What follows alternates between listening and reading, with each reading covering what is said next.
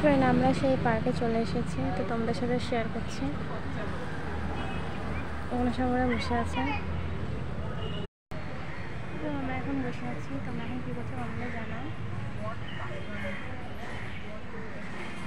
Hello friend, আমি ঘরে চলে এসেছিলাম, এসে এখন স্যারের কাছে পড়ছি। তো তোমরা এখন কী করছো কমেন্টে জানাবে।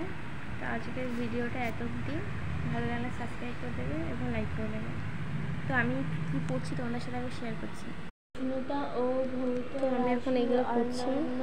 অবস্থা